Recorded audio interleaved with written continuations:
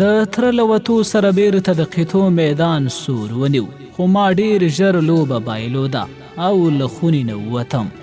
د خپل کور د میلمنو د کوټې تر مخ مې ناڅاپه ښۍ پښه وښویده او د شا پر تخته ولوېدم.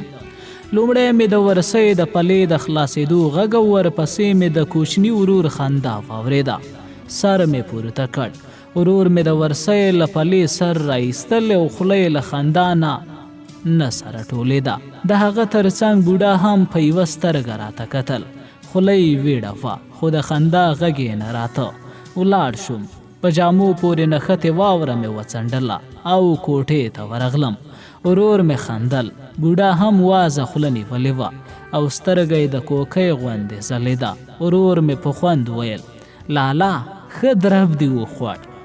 ما په خندا خپل خوی بوټونه ملامت کړل. بیا ورمخته شوم. د ورسۍ پله مې وتړله او د بخارۍ تر څنګ کېناستم. ورور ته مې د چای د راوړلو ویل. هغه له کوټې ووت. بوډا وویل: بچیه کوم کلي ته به مڼ نه وي تللی؟ د هغه دې خبرې وپوهولم چې سړی کوم ځانګړي ځای ته د تګ نیت نه لري، بلکې بې هدفه پر جوماتونو ګرځي او خپلې شپې سبا کوي. تر خولې مې ووتل: کاکا یوه پوښتنه درنه وکم؟ ولې نه، 20 پوښتنې خو وکه. ومې ویل: کور څوک خپل پردی لري که نه؟ سر یې وځړېد.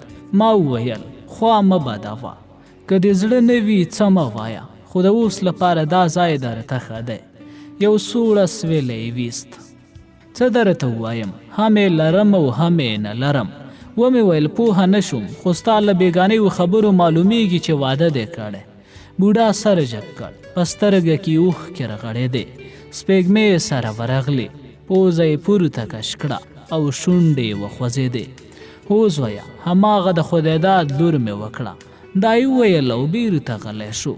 مخکې تر دې چې پر خپله خبره غور وکړم، له خولې نه مې ووتل: کیدای شي چې د خپل ژوند کیسه راته تېره کړي.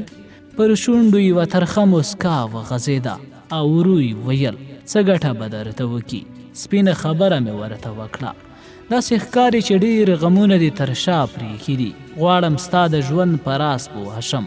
بیا یې سر وځړېد. ما وویل: خیر، ته مجبوره نه یې چې د خپل کور خبره یوه پردي ته وکړي. ما وبخه. له دې سره ولاړ شوم، خو بوډا تر پاینڅې ونیولم او ورو یې ویل: کښېنه زویه، ته زما د لمسي پر ځای.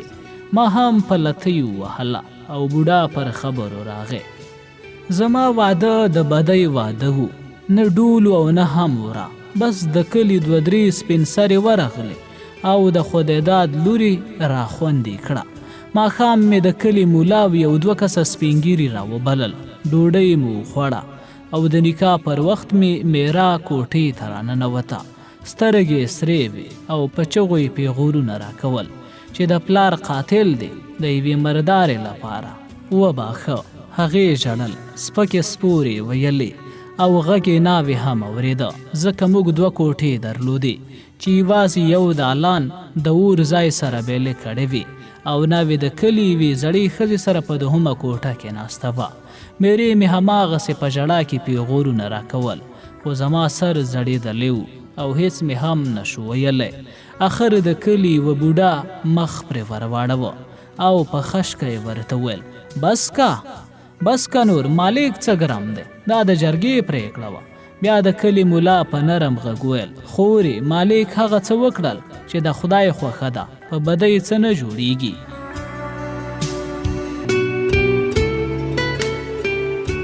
له دې سره میره له کوټې ووته، خو د کوټې تر مخ له چوترې نه یې د ژړا غږ راته. د نکاح پر وخت نه د ځوانانو ټوکې ټکالې وې او نه هم د پیغلو د سندرو غږ. بس ما یو سپین ږیری خپله وکیله ونیو او انجلۍ ته هم مولا له دالان نه 3 ځله ورغږ کړل چې نکاح دې قبوله ده. کله چې انجلۍ څه ونه ویل، مولا پټه خوله یې قرار وګاڼه او نکاح وتړل شوه.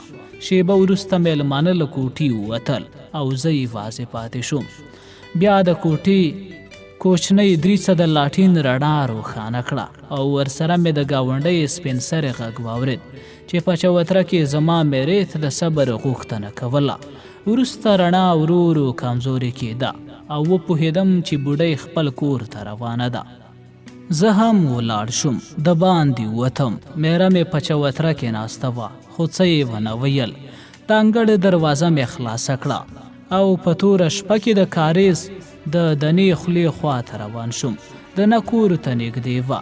کله چې مې په اوبو کې لاسونه ډوب کړل، ستورو ټال وخوړ او ړنګ شول. تر اوداسه وروسته بیرته کور ته راغلم. میره په چوتره کې نه وه او د پیالې له کړپ نه وپوهېدم چې کوټې ته تللې ده. دالان ته ورننوتم. د خپلې کوټې وره ته مې لاس ور وغځوه، خو ګوتې مې په هوا کې سره ټولې شوې او هملته د اور په ځای کې کېناستم. زړه مې دربېده او پر تندي مې خوله راماته وه، ځکه زه په خپل 32 کلن ژوند کې په لومړي ځل یوې نجلۍ ته ورتلم. پوهېدم چې ما له هغې سره شرعي نکاح تړلې وه، خو بیا مې له هم شرمه پښې نه پرې ورتلې. یوه شیبه همداسې غلی ناست وم. بیا مې زړه ته پړي ور واچول او د کوټې دروازه مې خلاصه کړه. په تور ټیکري کې پټه یوه نجلۍ په کونج کې ناسته وه. سر یې په زنګنونو ایښی او په ټیټ غږ یې ژړل. په بیړه مې څادر وار کړ او پر لمانځه ودرېدم. ما به تل خپل لمانځه ته پام کوه، خو دا ځل مې په 9 رکعتونو کې 3 ځلې د سهو سجدې وکړې. تر دعا وروسته مې مغزی کوږ کړ. نجلۍ د پخوا په څېر ناسته وه او ورو ورو سونګېده. ځان ته مې کاوړ راغی او په لومړي ځل مې له ځانه کرکه وشوه، ځکه ما تر اوسه یوازې د خپلې خوښې په اړه فکر کړی و. زما په زړه کې دا نه و راتېر شوي چې هغه به څومره هیلې او ارمانونه لري. د نجلۍ له زنګانه پر زړېدلي لاس د نکریزو د رنګ پر ځای وچ وړه سریښو او سپینه پښه یې له یوې شلېدلې خیرنې ګلابي رنګې پایڅې نه راوتلې وه. په ټیکري پورې د بوسو څو خلي نښتي وو او ما ته داسې وایسېده لکه د کور له کاره چې راولاړه کړې وي. د هغې پر تن د ناویتوب هېڅ نښه نه ښکارېده.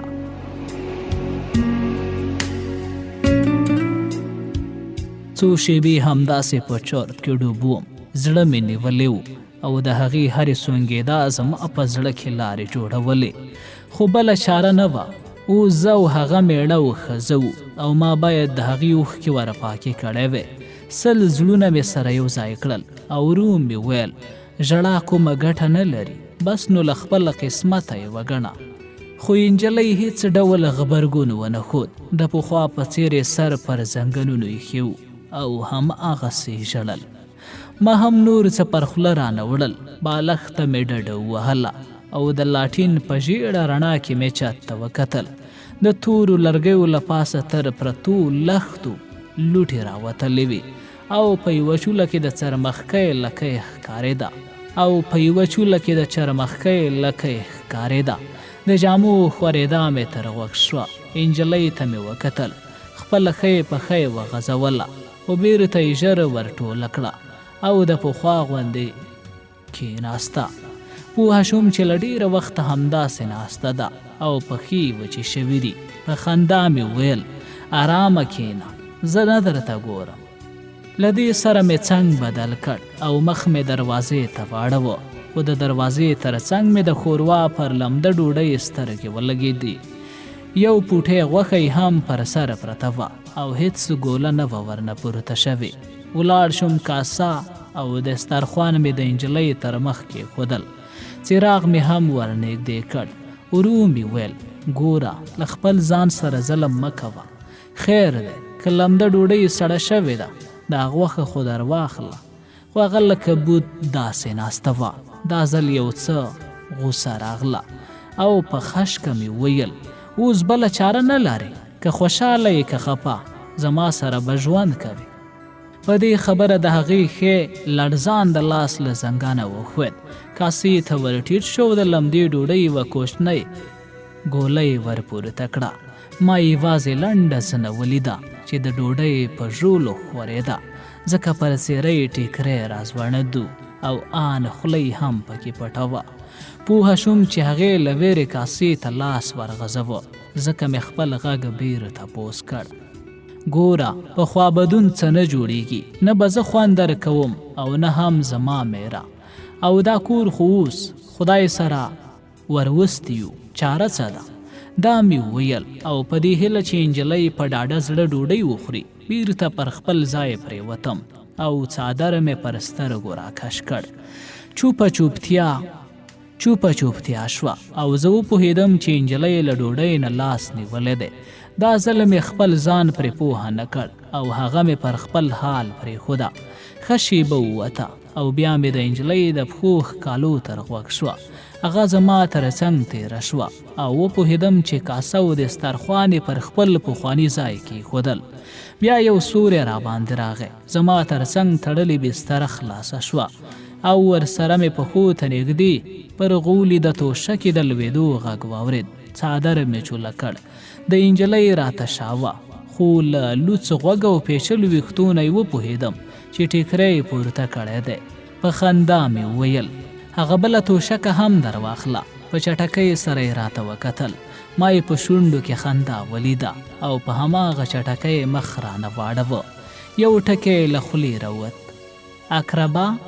اقرب موږ بې موره ته وایو خو د هغې له خولې خوږ راباندې ولګېد. هغې توشکې ته بالښت کېښود. بړستن یې سمه کړه. ټیکری پر خپل مخ راکش کړ او بیرته پر خپل ځای کېناسته. ما هم پلتۍ وهلې او په خندا مې وویل که مې خدای غلط نه کړي لکه چې لیونۍ مې په نصیب شوه. هغې سر راپورته کړ او ما یې لاندینۍ ډکه سره شونډه ولیده چې د لاټین رڼا نرۍ لیکه پکې جوړه کړې وه. ومې خندل. ګوره زه خو څه پردی نه یم چې مخ دې رانه پټ کړ. هغې څه ونه ویل. ما ځان خواشینې ونیو او په خوابرې غږ مې وویل هو رښتیا هیر مې و چا راته ویل چې په سترګه کې دې ګل دی. نجلۍ بیا هم کوم غبرګون ونه ښود او هماغسې په خواشینۍ زیاته کړه. زه قسمت به مې همداسې وي.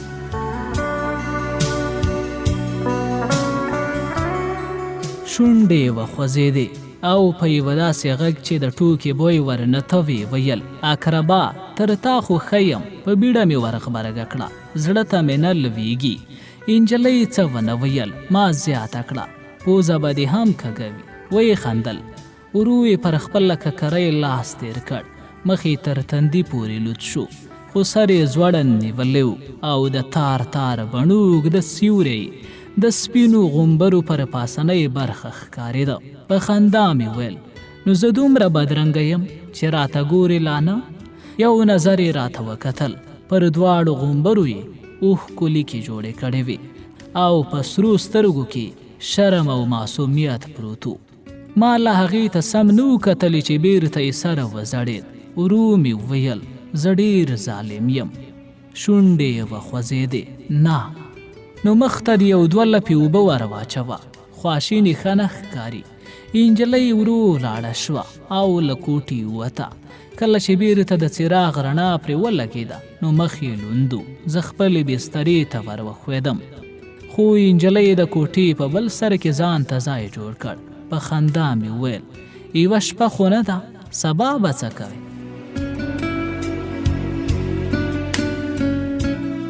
هغې یوازې وخندل او پرته له دې چې ټیکری له سره لرې کړي بړستن یې پر ځان ورکش کړه.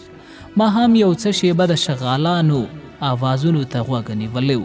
بیا مې د څراغ پلته ټیټه کړه او په داسې حال کې چې زړه مې دربېده او ټټره مې په خولو لوند و د هغې په بړستن ورننوتم.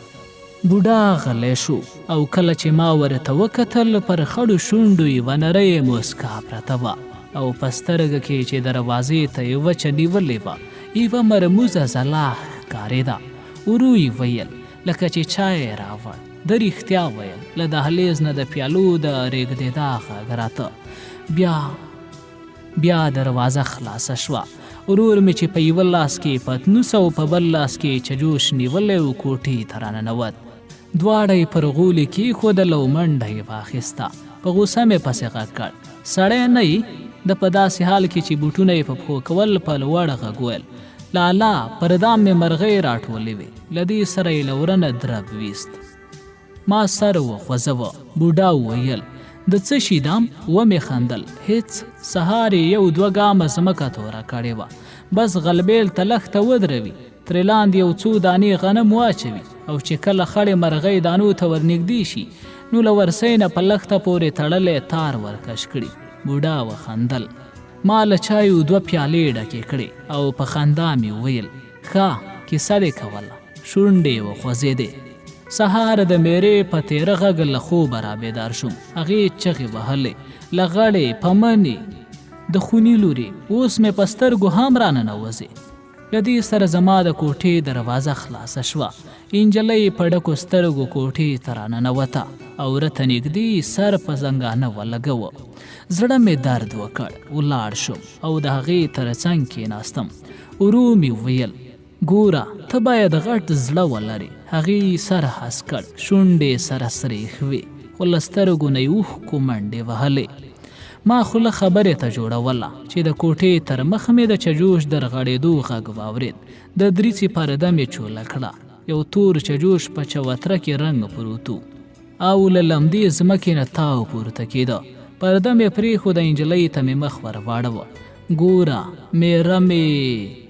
خو د هغې ژړا زما په خوله کې خبره وچه کړه. سر یې زما پر ښۍ اوږه کېښود او د ماشومانو غوندې په چغو چغو ژړل. وروسته یې په ژړا کې ویل ابه یې نه ده ګرمه. د هغې د زړه فرار ټپ لا نه دی سره ورغلی. خو ما سپین سترګي وکړه او چای مې وروړ. زه سپېره باید دومره ژر نه وی ورسره مخامخ شوی. سترګې مې له اوښکو ډکې شوې. د هغې پر سره مې لاس کېښود او ومې ویل ته سپېره نه یې زما زړه یې زړه. له دې سره یې سر پورته کړ او زما پر کیڼه اوږه یې ګوتې ټینګې کړې. هغې ورو ورو ژړل او ما هم پرېښوده چې زړه یې تش شي. کله یې چې ژړا سلګۍ ورته ځای پرېښود نو په خندا مې ویل شیرینو خو ما دومره کمزورې نه بلله. سر یې پورته کړ. په څېره کې ژړا او موسکا ګډه سره ښکارېده. تر یوې سلګۍ وروسته یې ویل اقربا زما نوم دې له کومه زده کو؟ ومې خندل ځکه چې شیرینو وي. شونډې موسکۍ شوې. ما وویل زما لپاره چای نه راوړې؟ ویې خندل خو ته به هم چجوش له ځمکې وولې. په چټکۍ سره مې لاس ور وغځوه. تر پوزې مې ونیوله او په خندا مې ویل نه زه به دې وخورم. په خندا ولاړه شوه. ټیکری پر مخ کش کړ او له کوټې ووته. زه هم انګړ ته لاړم. له څانه مې اوبه راویستې. مخ مې پرې مینځه او کله چې بیرته په کوټه ننوتم د دریڅې پرده پورته شوې وه. پر دسترخوان چای او ډوډۍ پراته وو او شیرینو هم بړستنې په بوغبن کې تړلې. پیاله مې راپورته کړه. هغې ته مې وکتل. خړه پړه ښکارېده. په ډکه خوله مې ویل نن به 1-2 کمیسه درته راوړم. ویې خندل نه په همدې کې به ګزاره وکم. هغه په یو جوړه جامو کې راغلی وه او جامو ته یې ضرورت درلود. ومې ویل په یوه جوړه جامو کې ګزاره نه کېږي. دا راته ووایه چې څه ډول رنګ دې خوښ دی. هر رنګ چې ستا پر زړه برابر وي. یوه شیبه غلی شوه او بیا یې ویل خو په یو شرط. خندا راغله. کوم شرط؟ دا چې ابه یې ونه ویني. خندا مې زور ونیو. لیونی نو څه وخت به یې اغوندي؟ په شرمېدلې غږ یې ویل ماسخوتن یعنې ماسخوتن.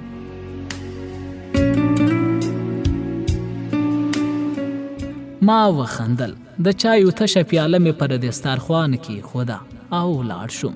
شونډې یې وخوځېدې. چېرته؟ ومې ویل یو ځل له میراو نه د اوبو د وار پوښتنه کوم. بیا له هغه ځایه بازار ته ځم. بل څه خو به دې نه وي په کار؟ هغې راته وکتل او د ځواب پر ځای په شرمېدلې غږ ویل اقربا. له دې سره رامخته شوه. زما پر ږیره یې لاس تېر کړ او کله چې مې د هغې ګوتو ته وکتل نو په سپینو ګوتو پورې 2-3 تاره اوږده پیچلي ویښته ځړېدل. بوډا غلی شو. تشه پیاله یې د ډکولو لپاره رامخته کړه او بیرته پر خبرو راغی. زویه څه درته ووایم؟ ما د لومړي ځل لپاره خوشحالي موندلې وه او له ژوند نه مې خوند اخیست. د ورځې ټوله ستړیا به مې د شیرینیو په لیدو له یاده وته. هغه هم ورو ورو راسره روږدې شوه او وپوهېده چې پر ما ګرانه ده. جامې مې پاکې شوې. خوراک مې سم شو. له هغې سره مې خوله په خندا روږدې شوه او ژوند ته مې په مینه کتل. خو د میرې وینه نه ورګډېده. په مازې خبره به یې سپکې سپورې ورته ویلې او تل به یې له څڼو نیولې وه. خو دې به هېڅکله ما ته څه نه ویل. ټوله ورځ به د کور په کار اخته وه. لاسونه به یې د لوښو په مینځلو غوړو او پوزه به یې د نغري رو توره کړې وه. خو ماښام به له ما سره په پاکو جامو او پرېولې مخ ناسته وه. شیرینو خوشحاله ښکارېده. هیڅ وخت به یې زما تر مخ د خپل پلار کور نه یادوه، خو د شپې به یې په خوب کې له مور او ورونو سره خبرې کولې. یو دوه ځله مې ور یاده کړه چې د خپلې ناروغې مور پوښتنې ته ورشي. دې به نن سبا راته کول، خو بیا وپوهېدم چې میره اجازه نه ورکوي. اخر د واده په 3مه میاشت د خپلې مور په مرګ د پلار کور ته لاړه. 10 ورځې تېرې کړې او کله چې بیرته راغله رنګ یې ژیړ ښکارېده. میرې به سپکوله، پوچ او پاش به یې ورته ویل، خو دې به هېڅکله پر خوله نه راته راوړل. میرې ته به یا به یې ویل او د هغې له ناروا سره سره به یې تل ښه خوله ورنه وهله. خو کله کله چې به ډېره سخته پرې راغله نو د ژړا لپاره به یې ګوښه ځای پسې غوښت. بوډا یوه شېبه غلی شو، ما ته یې وکتل او بیرته یې شونډې وخوځېدې. یوه غرمه له کاره ستړی کور ته راغلم. وار له واره مې په چوتره کې له غوښو ډک غاب ته نږدې پر خړ پوټي د وینو داره تر سترګو شوه. بیا د وینو لیکه په څاڅکو بدله شوې وه او کله چې دالان ته ورننوتم زړه مې ولړزېد. د شیرینو مټ یوه خوا کمیس او د ټیکري پیڅکه په وینو سره وه او میرې مې د هغې د مټ په پرار سوځېدلې ټوټه ایښوده. د میرې چې کله سترګې را باندې ولګېدې نو تلوله یې غوندې شوه. زه ځمه، خو شیرینو په خوله کې ورولوېده او په بیړه یې ویل غوښه مې وړه کوله چې چاړه خطا وته. له دې سره مې میره په ژړا له دالانه ووته. په بیړه د شیرینو تر څنګ کېناستم. د وینې د تم کېدو لپاره مې د ټپ تر پورتنۍ برخې ګوتې راوګرځولې. په بل لاس مې له جبه دسمال راوویست او نیولی ځای مې ټینګ پرې وتاړه. هغې ته مې وکتل سترګې له اوښکو ډکې وې او کله کله به یې په تندي کې د درد له لاسه ګونځې جوړېدلې. د هغې له نیولې څېرې نه وپوهېدم چې د ډېرې وینې د بهېدو له امله یې زړه کمزوري کوي. ځکه مې تر مټ ونیوله او په کوټه کې مې بړستن ورباندې اواره کړه. هغه وخت زموږ په ټوله ولسوالۍ کې ډاکټر نه و، ځکه نو د کلي ملا ته چې د ډاکټرۍ په کارونو کې هم ګوتې وهلې ورغلم. هغه په اونګ کې 2-3 ډوله بوټي سره وټکول. بیا یې له یوه رنګه سپین پوډرو سره چې د په وینا د وینې مخه یې نیوله ګډ کړل او را یاده یې کړه چې پر ټپې یې وتړه. کله چې بیرته کور ته راغلم نو میره مې د شیرینو تر څنګ ناسته وه او هغې ته یې د بورې شربت جوړوه. زما په ورتللو میره ولاړه شوه او له کوټې ووته. په حیرانتیا مې شیرینو ته مخ ور واړوه. دا به یې پر زړه نن څنګه د رحم اوبه تېرې شوي دي. هغې څه ونه ویل. ما پر ټپ تړلی دسمال خلاص کړ او په داسې حال کې چې پر پرار مې راوړي دارو یې ښودل ورو مې ویل څه کیسه وه؟ شیرینو ته لولی غوندې شوه. هېڅ ومې ویل. ابۍ ولې د چړې وار در باندې وکړ؟ په ورختایي ویل ما په خپل لاس په خبره کې ورولوېدم. ګوره که چاړه ستا له لاسه خطا شوی وی نو پر ګوته ورغوي او یا به دې هم د لاس پر شاتنۍ برخه لګېدلی وی. مټ یې څنګه ژوبله وه؟ سر یې وځړېد. ما وویل زړه دی خو درواغ ښه نه دي. هغه هم د ښځې او خاوند ترمنځ. په ژړغوني غږ کې ویل ابۍ په چوتره کې غوښه میده کوله. کله چې ما ورته وکتل نو ډېره ورسره په تکلیف وه. باید یو چا د غوښې بڅري ورته نیولی وی، ځکه یې تر څنګ کېناستم او غوښې ته مې لاس ور وغځوه. خو دې کار هغې ته خوند ورنه کړ. په خشکه یې پورې وهلم او په لاس کې نیولې تېره چاړه یې زما مټ ته سیخه شوه. بوډا غلی شو. ما ته یې وکتل او ویې ویل زویه مینه تل میدان وړي. د شیرینو زغم او تر ځان تېرېدنې اخر میره وژړوله. د زړه خیرې اوښکو راویستل او د خاوند تر مړینې وروسته یو ځل بیا پر کور زړه ولګېد. نور نو په کور کې د سپکو سپورو پر ځای د خندا غږ اورېدل کېده. میرې به مې له شیرینو سره د کور په کارونو کې لاس وړ. دواړو به یو ځای ډوډۍ خوړه، کیسې به یې کولې او تر غرمې وروسته به چې کله چوترې سیوری پیدا کړ نو دواړه به پر زاړه لیمڅي ناستې وې او ګریوانونه به یې جوړول. ژوند په خوښۍ تېرېده، خو وروسته ما او شیرینو دواړو ته یوه اندېښنه راولوېده، ځکه زموږ د واده 3 کاله تېر شوي وو، خو اولاد مو نه کېده. دمونه مو وکړل، تعویضونه مو په غاړه وځړول، پر زیارتونو وګرځېدو، خو د شیرینو لمن زرغونه نه شوه. اخر چا راته وویل چې د غزني ښار ته یو ډاکټر راغلی، یو ځل هغه ته ورشئ. ما هم د هغه خبره ومنله. ډاکټر څه دوا راته ولیکله او 2 میاشتې وروسته شیرینو په شرمېدلي غږ راته وویل چې په وجود کې یو بل زړه هم دربیږي. زویه، انسان هغه وخت د سکون احساس کوي چې اروا یې پر قراره شي. نور مې نو هیڅ غم نه درلود او څه مې چې لرل په هغه خوښ وم. خپل ژوند مې پر پاچاهۍ نه ورکوه او ژوند ته مې په مینه کتل. خو هر څه بدل شول، هر څه. آخر نیکمرغۍ مخ رانه وګرځوه. بوډا غلی شو، ما ورته وکتل، څېره یې خواشیني وه او پوزه یې تر پخوا سړېدلې راته ښکاره شوه. بېرته یې شونډې وخوځېدې او پر خبرو راغی.